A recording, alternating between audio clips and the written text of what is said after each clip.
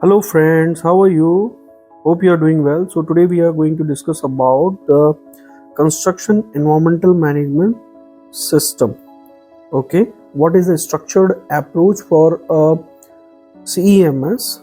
We call it CEMS, construction environmental management system, and what will be the steps involved in this structured approach when we are implementing this into any construction project or construction business. So implementing CEMS, construction environmental management system, can significantly enhance a construction company's sustainability efforts, also reducing the environmental impact and ensuring compliance with regulations. Here we are going to discuss the structured approach for any business implementations. So first of all, we considered about the executive summary. For this executive summary, what we cover in this, which says about the purpose, scope and expected outcomes of CEMS implementations. Also, we focus on the benefits such as improving the compliance level, reducing the unwanted costs associated with incidents and accidents related to the environment, okay, legal penalties, litigation charges. Also, we can enhance the reputation, so we can cover this into the executive summary when we write any CEMS, construction environmental management system.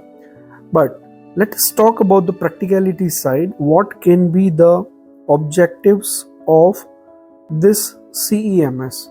The ultimate objective is to enhance the sustainability practices for environment, for social, for governance related practices, focusing on people, planet and profit, triple bottom line concept. Okay, minimizing the waste and pollution. We can see certain examples related to the objectives: minimizing the waste and pollution, different type of pollutions. Okay, and we can focus on objective like ensuring compliance with environmental regulations, enhancing stakeholder engagement and transparency. Okay, the stakeholder engagement and transparency. Then we focus on, like we have discussed about the objective. Now next comes the regulatory requirements, where we focus on identification of applicable local, regional, national environmental regulations, and also we need to understand the requirements for conducting the EIAs, environmental impact assessments, and the reporting side. Then next important discussion is about the stakeholder engagement. In this, what we have to do, we have to identify the key stakeholders. We have to prioritize the key stakeholders. For an example, employees, clients, local communities, regulatory bodies, etc. And also we need to develop a communication plan.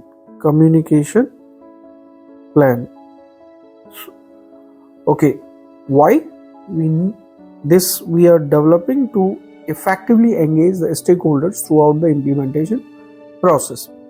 Then next comes the environmental practices. Okay, what are the, first of all, we see current practices. Okay, then future practices. Okay, so we need to conduct a baseline assessment for existing environmental practices. Also, we need to identify the strengths, weakness, opportunities and threats. Okay, so we say we can do the SWOT analysis. Okay, then once we do the SWOT analysis and baseline studies, we go for the system development. We design the framework, we establish the environmental policy aligned with corporate goals, we define the roles and responsibilities for environmental management, we develop procedures for an example, waste management, resource consumptions, resource uses, pollution controls. Also, we create monitoring and reporting mechanism, actually monitoring and reporting mechanism. Then next comes, we focus on trainings and awarenesses.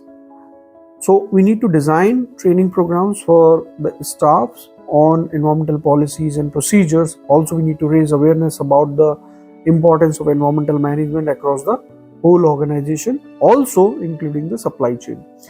Then we design basically a implementation plan, detailed implementation plan with the timeline for implementation, for milestones, and also we allocate the resource planning, including budget and personnel. Then it comes about the monitoring and evaluation of the performance. So we establish key performance indicators to measure environmental performance, right? And also we develop a schedule for conducting regular checks in terms of audits or reviews of the CEMS. It's basically happening to ensure the continual improvement or continuous improvement program, implementing a feedback loop for learning from audits and stakeholder input. So we need to ensure that whatever lesson learns are there, it has been well communicated and analyzed, and decisions are being taken from them. Encouraging innovation, adaptation for the best practices in the environmental management. Also, we focus on reporting and communication side. We develop a framework for regular reporting to stakeholders on environmental performance. We highlight successes and areas for improvement. So basically, when we summarize the importance of CEMS for the company's sustainability goals, we can say it helps a lot in terms of sustainability efforts or sustainability practices, or best practices related to the sustainability implementations. Also, we can say emphasizing the commitments to the continuous improvement and stakeholder engagement. But alongside, we need to focus on certain considerations as well, like budgeting. We need to identify the costs associated with the implementation, potential sources of funding and grants, and budget.